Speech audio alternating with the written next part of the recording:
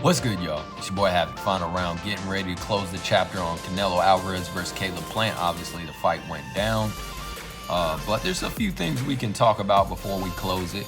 And obviously, it's going to be a while since we see Canelo Alvarez in the ring again. He's probably going to be back next year, somewhere around May. And I'm sure there'll be some good topics of conversation in terms of who he's going to face next. But let's get at it, man. The central theme of this video is going to be, is the hate for Canelo Alvarez real? And obviously, you guys, Canelo has haters out there, okay? That's a given. That's a given, okay? And this doesn't just fall into the boxing realm. This goes into anything in life. When you're having success, you're going to have a certain people who hate on you. Maybe it's because they want what you have or for whatever other reason, right? Look at Tom Brady. He's a nice one to reference. Dude's not just won one Super Bowl, won multiple Super Bowls and still gets a lot of hate. You got Elon Musk in the business realm, very successful, and he's doing a lot of great things for humanity, and you still got people hating on him. So, I mean, it's a good indication that you're successful. If you don't have people hating on you, whether it's a big platform or within your small group of people or your community, you're probably not doing great things, right? If you're doing great things, you're going to have a certain percentage of people that hate on you. So that's a given. But then you have a certain percentage of people who hate on Canelo because of his background, because he's Mexican or whatever the case may be, right? I just started this YouTube channel, okay?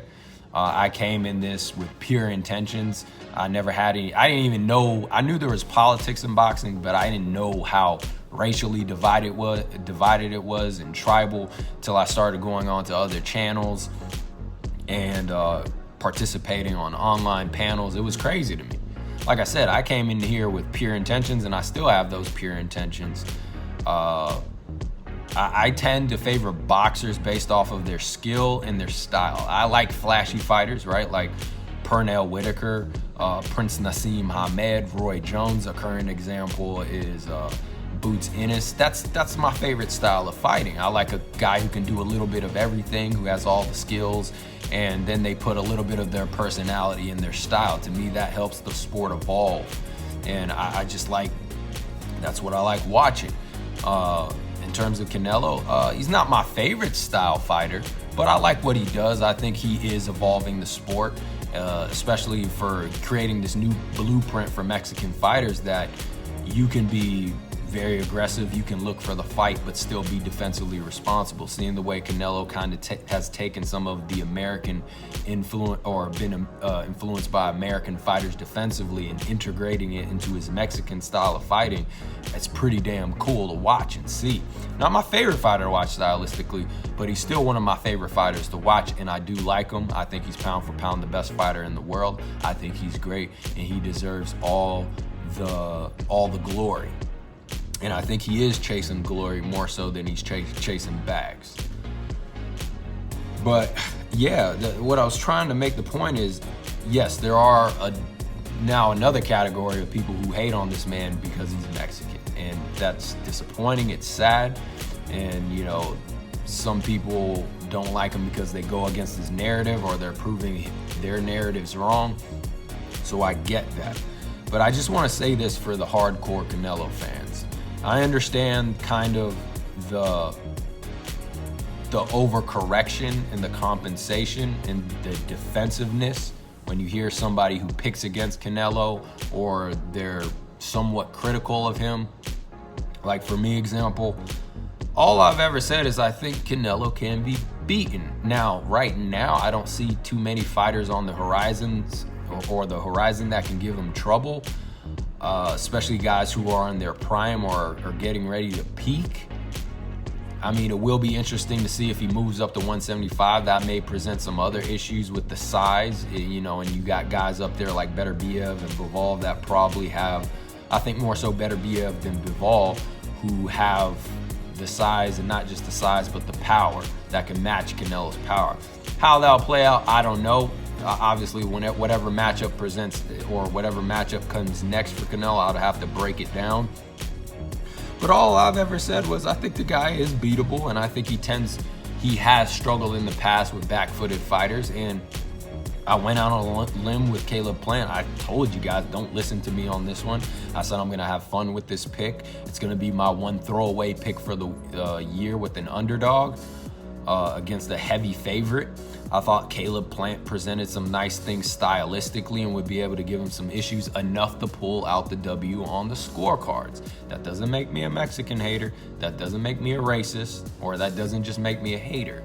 That was just my opinion, and it wasn't a crazy opinion because Caleb Plant made it to the 11th round with Canelo Alvarez, damn near made it out 12. And if, a few different things he does, he can win that fight. Straight up. Whether you thought it was a competitive fight or not, it was. Don't get me wrong. I saw that Canelo was in control, and I saw that Caleb was fading, but it was a more competitive fight than people gave it credit for. And even Canelo said it himself, like, this dude, he gave me some issues. He's a pretty damn good fighter. He said that during the fight, he was mentioning to Reynoso, like, I'm getting frustrated.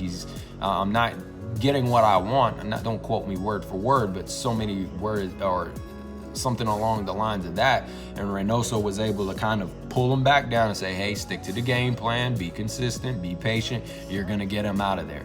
And ultimately he did. So props to Reynoso for that. And then after the fight, Canelo was also saying, like, hey, this guy deserves a lot of credit. He's a better fighter than what people think.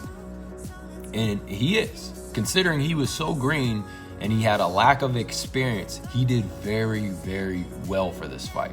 I thought he would have a little bit more dog in him. I thought he would have a little bit more context to the history of what was, the opportunity he had presented. I thought he would dig deep down, and I thought he'd be a little bit more disciplined. I thought he would be in better shape.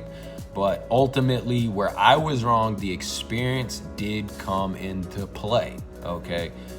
He almost proved me right, but the experience did come into play. Not in terms of whether he was able to compete with Canelo, because he did, but it was more so, one thing to think about was just managing your energy for a fight like this in the build-up.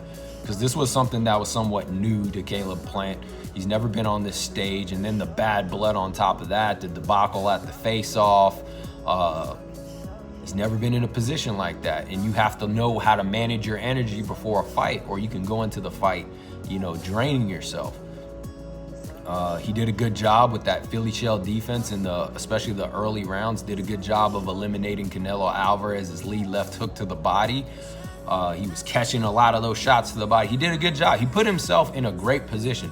But ultimately, where I was wrong, the experience came into play. Just the fact that when he got knocked down the first time and he gets back up immediately, and his equilibrium's off and he's freaking dashing across the ring, goes to show the lack of experience.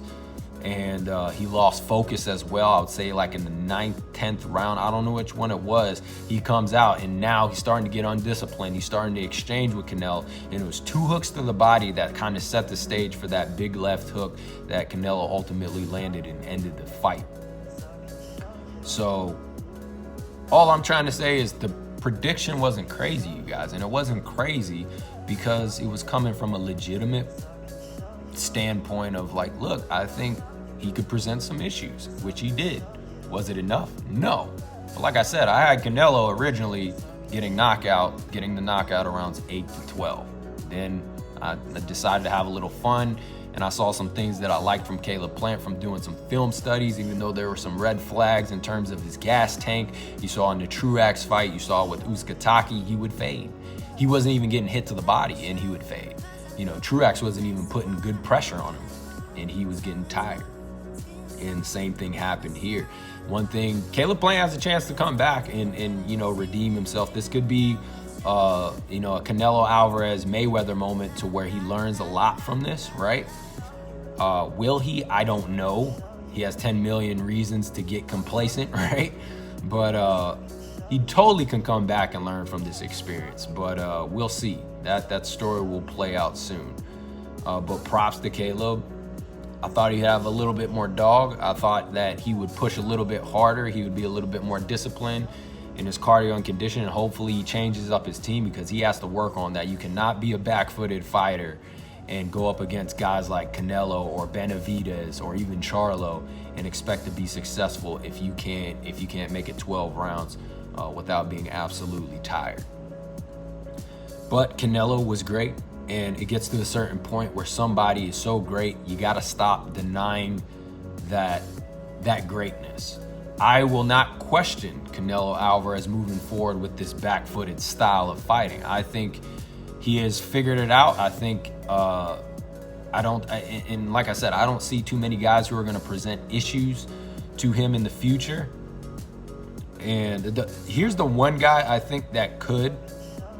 And before I get into that, we have to make this clear, because one of the reasons I was bringing up the hate is that I understand the overcorrection for Canelo, hardcore Canelo fans, when you have somebody who says something that's different than your opinion, right? You see all the racial narratives and the tribalism, and when you hear somebody say, well, I think this guy can beat Canelo, or I think Canelo struggles in this area, you automatically go to racism, hate, shut your mouth. You try to censor people. And regardless of whether it's coming from a corrupt place or not, you cannot censor people, you guys. Now, I can get into a whole history lesson, but I'm not, okay? And why it's not good to do that. You know, in this country, we have freedom of speech, and we should honor that. The best thing to do is create a dialogue, to learn from each other, and to break things down rationally. You don't have to throw shit. You don't have to go to name calling because somebody disagrees with you. But I ask hardcore Canelo Alvarez fans this: what can I say about Canelo? Now, I'm going to say what I want to say at the end of the day. Like I said, this is a free country. It's my opinion. And, you know, I'm not coming from a place of hate. But what can we say? What can we say? Because at this point, I'm getting the vibe that it's like, if I don't get on my knees and give this guy fellatio, I'm going to be a Mexican hater, you know, or I'm going to be a racist, or just a hater in general. Because, look, I gave the man his flowers. And I'm also saying that I will not question his ability to deal with a back-footed fighter moving forward. But, like, are we not allowed to break down boxing anymore? Are we not allowed to talk about who we think could possibly beat Canelo? Because that's what's fun about this whole boxing game as a fan. You know, we get to break this stuff down and talk about these interesting conversations. I did the same with Mayweather. Now, not online, but when Mayweather was going on his campaign and he was pound for pound great and he was undefeated, I was constantly questioning who can beat him. Maybe this guy can beat him. You know, maybe this style can present an issue. Or I've seen Mayweather struggle with this. I think this guy can give him a problem.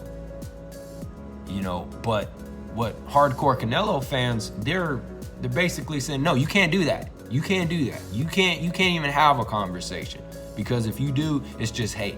Unless you're if you're not gonna praise this man and get on your knees and bow down to him, you should have no right to speak on Canelo Alvarez, which is absolutely ridiculous and crazy to me.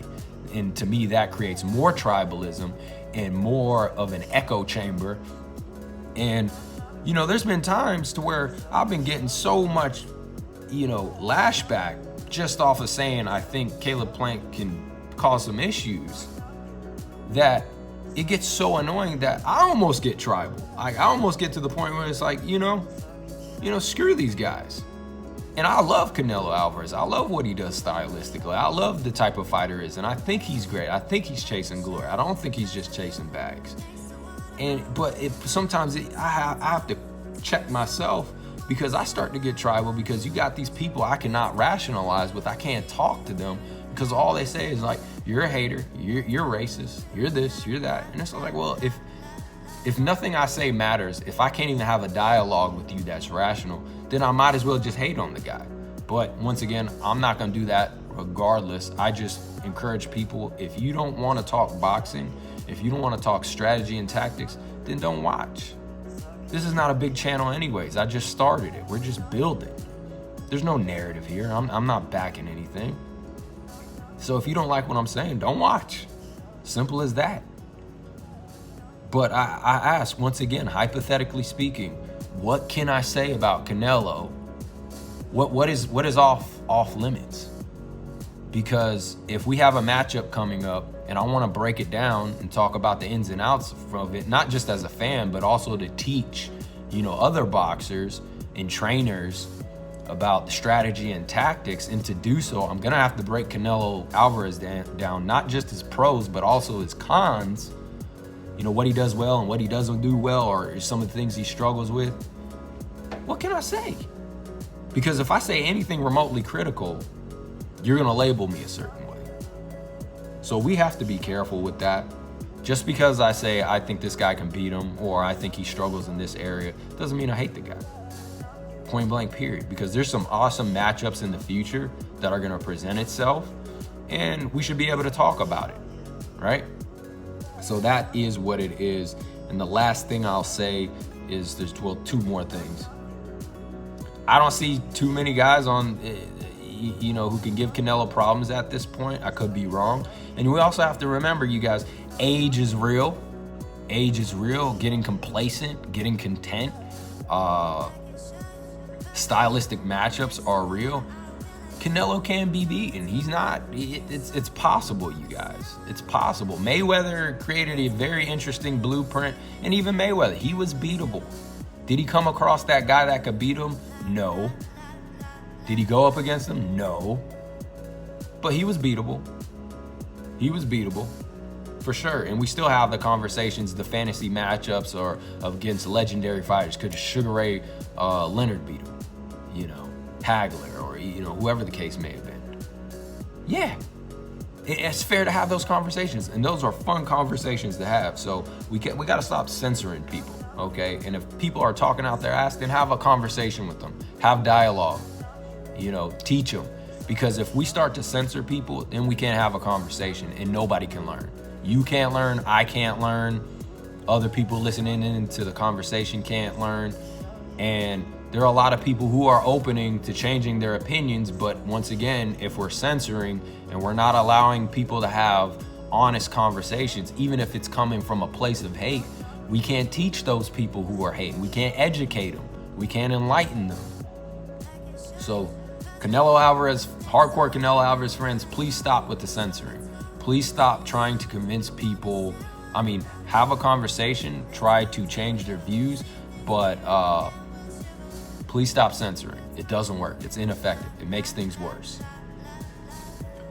The only guy I honestly see who could possibly beat Canelo moving forward is Boots Ennis. Now, I know, once again, Canelo Alvarez fans are gonna fucking lose their mind. That's my opinion. And it's not because I hate Canelo Alvarez or I want to see him lose. I'm just talking boxing. This is fun shit to talk about. I think Boots Ennis can be that guy who gives the problems, okay? Now, I'm not saying now, but I'm saying maybe a fight with Spence, maybe he can clean out the division, get a fight with Spence, big fights with Crawford, maybe Virgil Ortiz. He's big enough to where I think he'll fill out at bigger or higher divisions. I think he has the right skill set. I think he has the right mentality. I think he would be one of the guys that could actually beat Canelo Alvarez, but he would need to get more experience and get some working with fighters that are pressure oriented, like Errol Spence and Virgil Ortiz. He's a guy for the future, but ultimately I don't know if that will play out. Once again, Canelo can retire at any point now if he wants to. And the politics of boxing, even if that fight were to kind of line up or be something that is possible, it may never go down. But if there's one guy I would say, the only one guy I would say is Boots Ennis, but not right now. He would need to get more experience under his belt. And then I will be doing a film study of Alvarez versus Canelo, but once again, I got a heath warning to hardcore Alvarez fans. I'm gonna be a little bit critical. I'm gonna say, hey, this is where Canelo struggled, or Caleb Plant did this well at this point. Don't watch. And that video is not gonna be predominantly for fans. It's gonna be predominantly for boxers within the sport trying to learn the tactics and the strategy, or trainers, right? And it's a good matchup because it's a classic case against the back-footed fighter against the pressure fighter. Pressure fighter came out on top, and I would like to break it down to show why. And I would like to talk about both fighters, what they did well, what they didn't do well, or what they could have done better. And if I say Caleb Plant landed a jab, I don't want to go down in the comment section and have to hear somebody, you're a Canelo, you're a Mexican hater. You're a Mexican. You hate Mexicans. I don't want to deal with that, you guys.